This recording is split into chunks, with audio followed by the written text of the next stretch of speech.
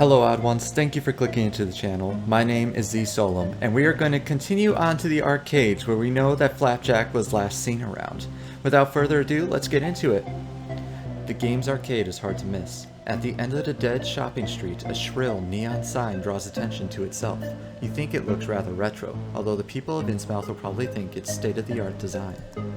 As you approach, familiar sounds start ringing in your ears. A heady mix of cheaply produced gun sound effects and mysterious sounds from pinball machines.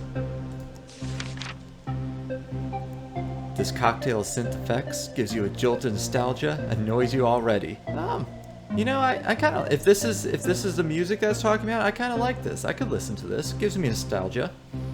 Happy memories flood your brain. Your first beat 'em up game when your opponent, a super limber septuagenarian yoga dude who played the boxer, ripped you apart, and all those exciting moments when you managed to win. I have no idea what a septuagenarian is. The few tourist families who had ventured into the city center with you were all dragged in here by their excited children. Now you too pass through the gates to the realm of flashing lights and bad ventilation. It's extremely dark, and the screens of the devices appear to be the only light source. Families, slackers, groups of teenagers, and individual children crowd together in front of screens to catch a glimpse of the games that are currently being played or to have a shot at playing them themselves. The arcade is smaller than the elaborate archway initially suggested, but the equipment is not so bad for a small coastal town. Everything is beeping and flashing. Let's look at the game, see what's around here. One of the most important lessons you have learned, not from your own cases mind you, but from television, is to look out for the small things. Only an absolute beginner would ignore the slot machines and look for the missing girl straight away. You, on the other hand, are playing the long game. Maybe you'll see her name token on one of the high score tables. Yeah, see, that makes sense.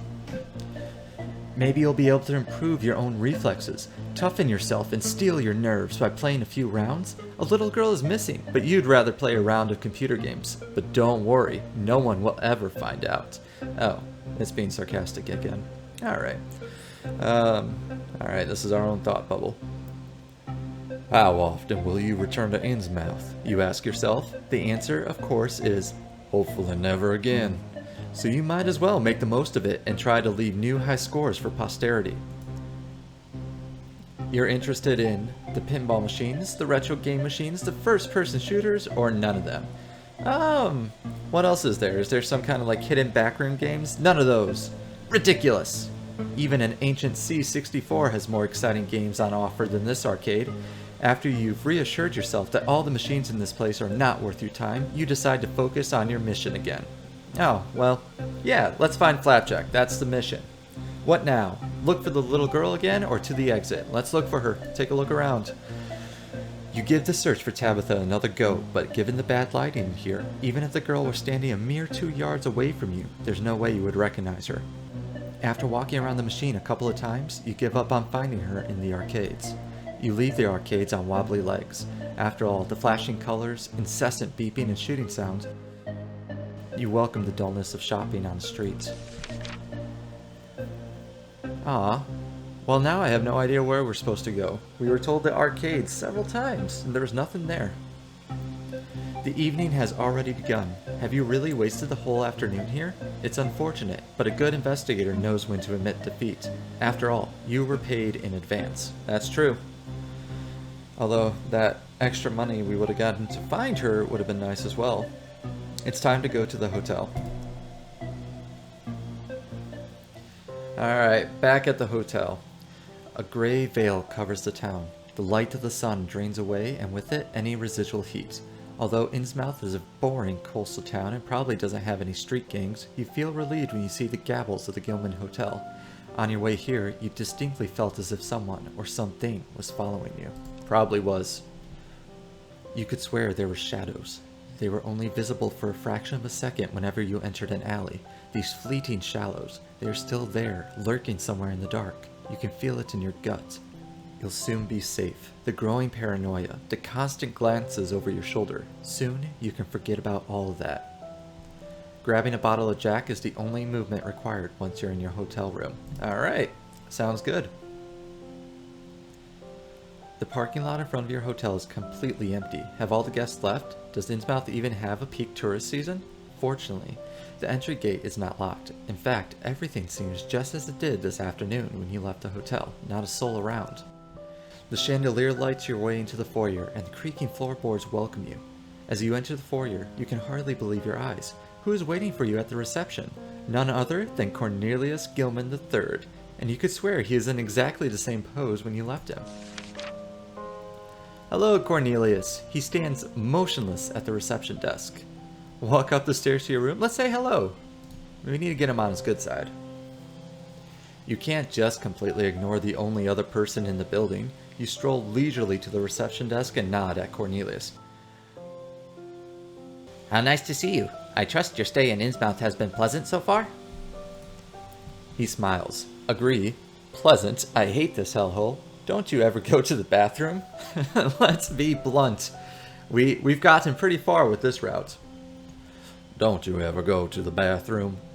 You had already wanted to ask him about this earlier today. Of course, Cornelius replies in a conversational tone, but a good concierge distinguishes himself by always being on hand when his guests need him. Astonishing. Although you're not sure that anybody really needs a creepy, grinning puppet, it's the thought that counts. I'm not sure if he said all that, actually. I wonder if they left out a quotation mark somewhere. Why would he call himself a grinning, creepy puppet? You walk up the stairs to your floor, then you stroll along the long corridor until you reach the fork with the deceptive mirror. You briefly consider your appearance. You look simply gorgeous, quite exhausted. Nah, we look gorgeous. Look at us. Look at our perm. It's beautiful. Simply gorgeous. The sea air really agrees with you. Noble paleness on your cheeks, alert eyes, and your hairline high above your intellectual-looking forehead. A good day. That's right. We're great. You venture deeper into the bizarre labyrinth of this hotel floor. You manage to find your room, and you only get lost once on the way. You quietly open the door and enter. Ah, our lovely room. Well, well, well. It's barely necessary to switch on the light. You walk toward one of the windows and look out into the starry sky. A huge, strangely green glowing moon illuminates your room like a spotlight. The whole room is plunged into a surreal glow. Unfortunately, there are no window blinds to block out the light. Oh, that sucks. Just great. Off to bed? Freshen up. You know, we were chased. We're probably sweaty. We just got a haircut, and you know that usually leaves like a few strands of hair on you that like makes you very itchy. Let's freshen up. Fresh armpits are what distinguishes humans from animals. True enough. You enter the bathroom under the flickering ceiling lights whose lamps have probably never been replaced. You brush your teeth. Take a closer look in the mirror. Freshen up quickly. Why would we take a closer look in the mirror? Let's take a closer look in the mirror. You put the toothbrush aside. Your hands close around the edges of the wash basin and you slowly lean towards the mirror. The flickering, glaring lights of the ceiling is not exactly flattering. Have you always had those round pop eyes? Uh-oh. Has your nose always been that sunken in? And you should really do something about these bulging wrinkles on your jaw and neck. Maybe a facelift like all those Hollywood stars who tragically find themselves on the wrong side of 25. Looking at yourself gives you the creeps. Look closer? Stop looking. Let's stop looking. This sounds bad. The day was thoroughly exhausting and you just want it to be over. You don't need a mirror and cruel bathroom lighting to tell you that you look awful. You quickly brush your teeth and give yourself a quick wash. These away-from-home jobs, you realize how far away you are from home. Your dirty apartment and your even dirtier office. So this is actually pretty great. Nice, relaxing vacation. Now that you're finally ready for bed, your body feels as heavy as lead. You stand in the middle of the room. The warm, stuffy air gives you a pleasantly tired feeling. You're safe here. There might be incestuous maniacs out there on the streets, but here you are safe from them. You drop on the bed like someone who has no intention of ever getting up again. Uh-oh. You transition fluidly into your dreams. You've only just closed your eyes and you're already somewhere else. Suddenly, your worries are very different. You're running in a desolate gray maze of winding alleys. You can hear the cheerful laughter of a small child. If only you could catch up. You could save the child and take them home to safety. You sprint down the path and turn around the corner, then around another. The alleyway stretches out in front of you, but there's no person to be seen anywhere. What was that? Was that a shadow? At the corner of the street back there? The silhouette of a figure? You realize that someone is following you. Look over your shoulder, run faster. Let's run faster. We're not going to say hello to them. The figure in the distance has already disappeared behind the next corner. Maybe you can still catch up with it. The alley winds to the town in confusing ways. Nothing makes sense anymore. Wherever you move, you never arrive in the place you expected to. It feels as if, slowly but surely, you're walking right into the jaws of a massive monster. All of a sudden, the walls close in on you, and the path becomes so narrow that you have to walk sideways in order to fit through. Whatever's behind you, it's getting closer. There's not much time left. Squeeze through, keep going. There must be another way. Face the creature. Nah, let's squeeze through. I know we're big, but we can make it. You squeeze yourself further along the narrow pathway. The walls are now so close that they start to tug and scrape on your clothes. The back of your hands start to burn because you keep scraping them on surprisingly sharp edges of the rough bricks. Carefully but swiftly, you walk along the alleyway. It almost seems to you as if the walls were built so that your body and your body alone could pass through it. Wow. Okay. A stencil, and you are the shape. Turn around, keep going. Let's keep going. No time to stop. Already the path had been dark and poorly lit, and you couldn't see more than a few meters ahead. But now it seems as if the deepest, darkest night has fallen. Your fingertips continue to glide over the rough wall. Inch by inch, you work your way forward. Something is definitely not right here, obviously.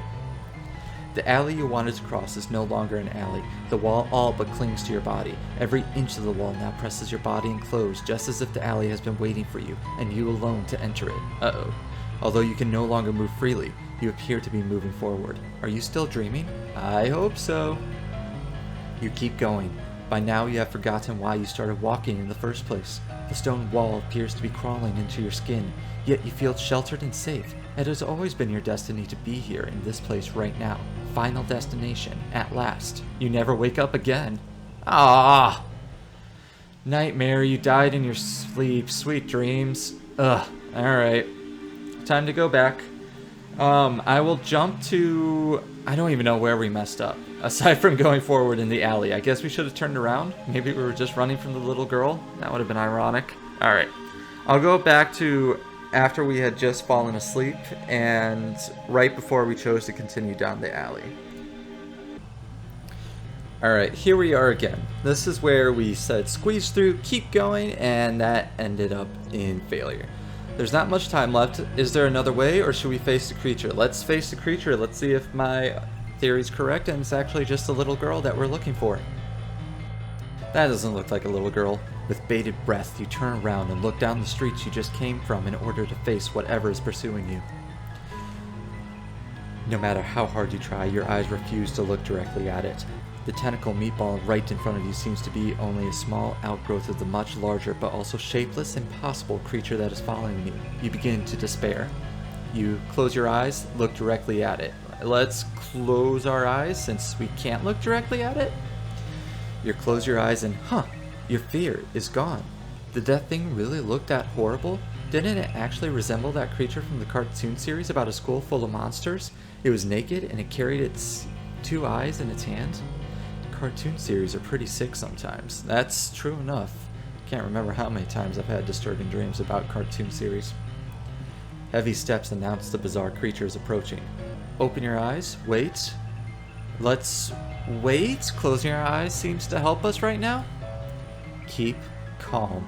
Your mind is racing. Not looking directly at the creature has suddenly allowed you to come to your senses again. You can hear steps. Slimy, shape-shifting steps. Quick, what now? Run? Kick it in the face. Let's do it. Kick it. Nothing matters anymore. You shift your weight, swing your leg, and kick. By Jove, you kick! By Jove? Your initial plan was to kick that thing in the face. This is easier said than done with a shape-shifting blob. But if you're lucky, maybe a head will spontaneously form where your foot lands. Hey, if it were anything, it's not lucky. Another sound. No steps this time. It sounds more like a wet sack falling over. Good kick. A heavy load has been lifted off your shoulders. You feel free.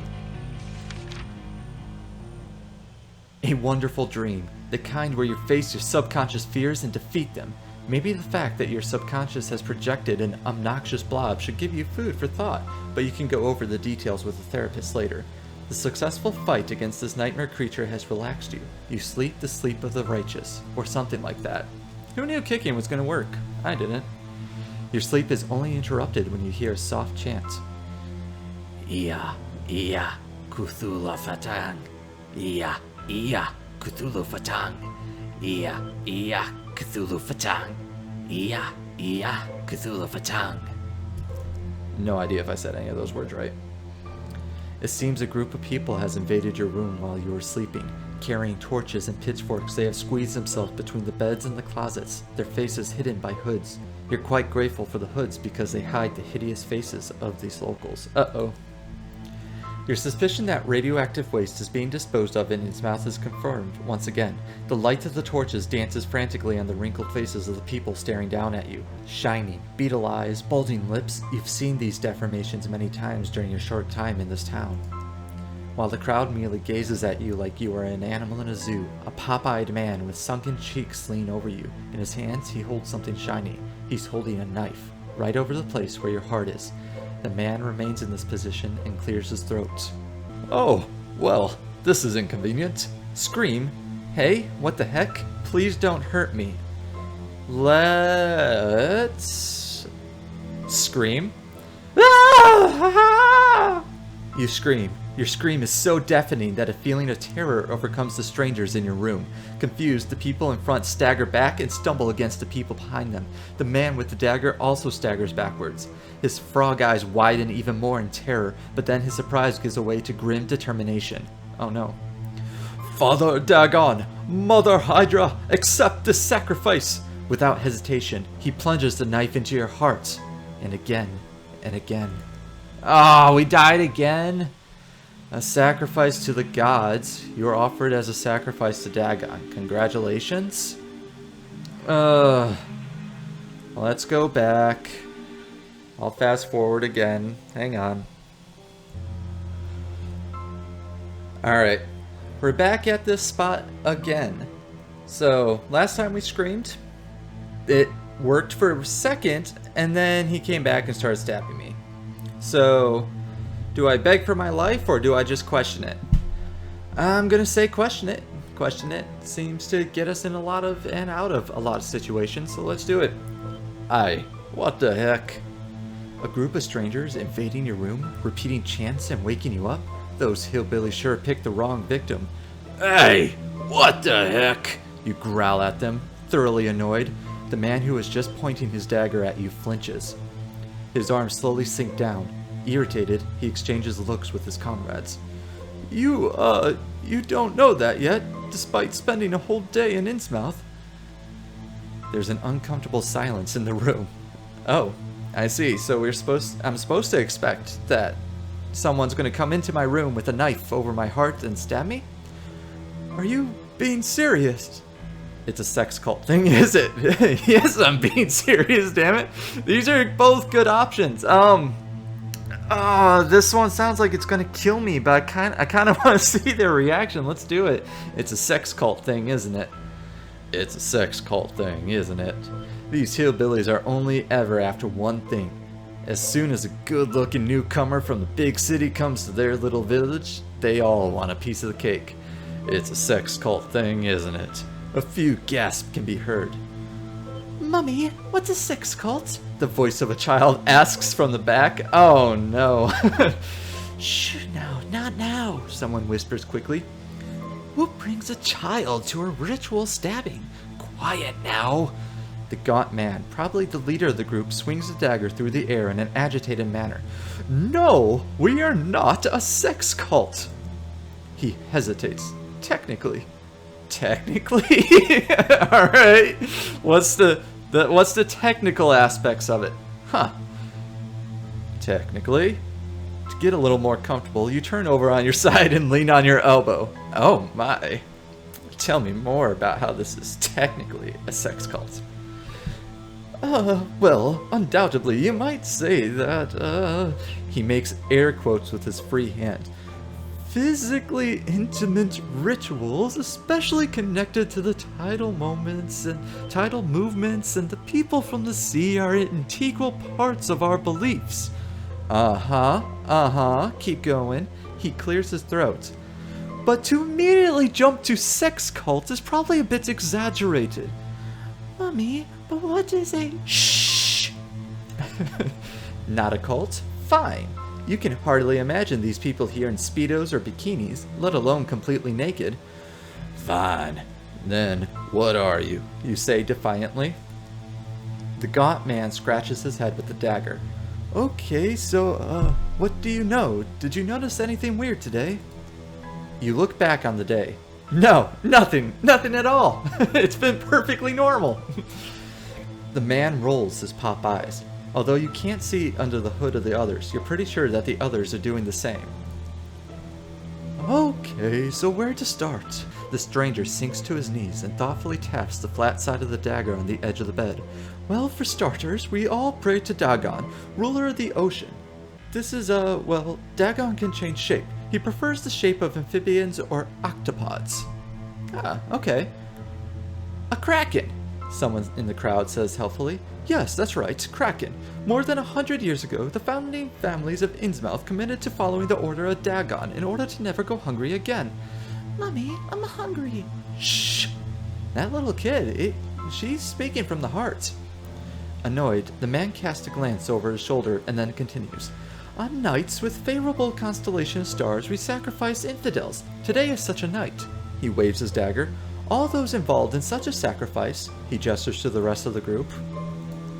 You're beginning to feel like the single customer in a sales presentation, are in Dagon's good books for the rest of the year. He takes a deep breath. Dahlia Marsh is one of the founding families. Well, she's pretty good at luring victims to Innsmouth that nobody will miss, you know? The pregnant pause gives you a knot in your stomach. Oh no. Nobody will miss us. And, in addition, a group of chosen individuals will be united with Dagon's children. They perform the Dance of the Deep on the beach, late at night, when the moonlight shimmers green. Dance of the Deep. Did we see this? Maybe we should have went to the harbor. Unbelievable. You try to read the man's face to see if he's serious or not. The dagger aimed at your heart earlier makes the latter less likely. It must be a lot to process all at once. The group giggles. Now that all the questions have been cleared up, the leader of the group brings himself into position again, clutching the handle of the dagger with both hands. Cthulhu Fatang! Confused and overwhelmed by everything you heard, you sink back onto the bed. The dagger hovers ominously over your heart. Sorry, Greg? Someone taps the man, Greg, on the shoulder. Ah, so we were talking to Greg. What is it? He hisses, turning his head without changing his posture. Well, it's just after midnight. Greg doesn't move. He still squints over his shoulders to his followers. It's... What? What's the time? 1:15. I think we chatted for too long. With our intended sacrifice, we were a bit late to start off with. Uh-oh. Greg, you screwed up. Greg drops his arms and staggers back as if this news had hit him like a blow. How can that be? Why didn't anyone say anything? You were all... The other one clenches his fist. Right in the middle of it. Get out! Everyone out! Greg waves his hand, which is still holding the dagger. The part of the group that is closest to him ducks slightly in order to avoid the blade. When everyone has left, he turns to you. Greg looks down on you like you're nothing more than vermin. Just wait until the next constellation, then we'll get you. He hesitates a moment. You must, of course, come back to Innsmouth for that. We don't have the funds to get you to you. Oh, never mind. He stomps out of the room and closes the door behind him. Did you just manage to avoid certain death? A shiver runs down your spine. Although you are not 100% sure whether you're safe, sleep tempts you. It's just after midnight, and your eyes are tired. Was this the only horde of armed lunatics on the road at that time? You spend the rest of the night comfortably cuddled into bed, awake and alert under the bed. Now let's get some sleep. Comfortably cuddled into the bed. The bed is too warm and comfy for such unimportant things as staying alive to keep you from snuggling back into it. Relieved about your decision, you scurry under the blanket and lay your head on the pillow. You spend the night in a deep, dreamless sleep. Ah, how nice. Then it's dawn. Achievement unlocked. Welcome to Hotel Massachusetts. I think that's what it says. In a haze, you walk into the bathroom and change. Your face in the mirror above the sink looks like it's aged by many years. Well, we went through some kind of night. You walk through the corridors, then down the stairs to the foyer. You give Mr. Gilman the key. Mr. Gilman. Well, I mean, I know this is his hotel, but who is he? What kind of voice did I give him? Is it... No, that was Cornelius. Who... I guess we haven't met him. I hope you had a pleasant night in our hotel. Very nice of you to bring back the key. Would you be so kind as to fill out our questionnaire? With a stiff smile, he hands you a sheet of paper and pen. Ah, there he is.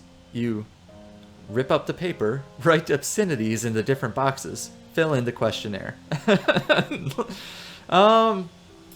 Let's fill in the questionnaire. I mean, come on.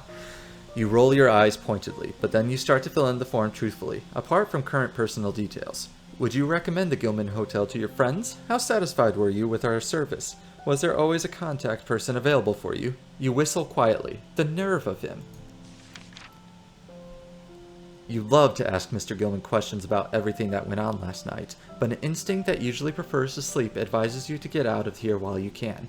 None of the holiday makers that you met around town yesterday are anywhere to be seen on your way back. The bus leaving Innsmouth for Boston is already waiting for you. It seems to be just waiting for you and a handful of the disfigured villagers. Not a single tourist is among the travelers. They were probably much smarter than you, and all arrived by car. When the old bus starts to move, you decide to stop thinking about it. Months later.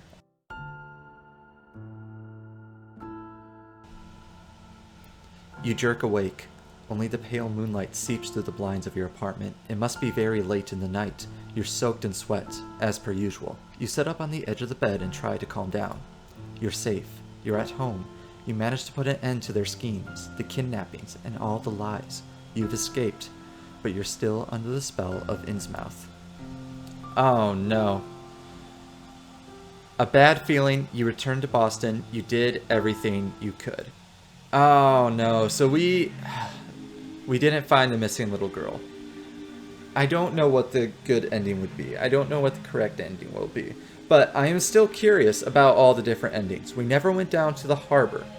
She was apparently at the arcade and we missed her. I don't know why we missed her. And we didn't explore all the town center. So there's still a lot more to do. And while I don't know what actual ending we're going to pursue for, I want a good ending. Not a bad feeling ending. Not a, sorry, you died ending. Not a, you escaped the cage ending. But I want a good ending. I want to get at least paid.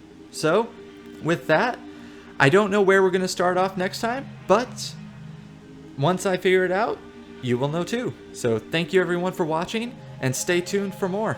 Bye.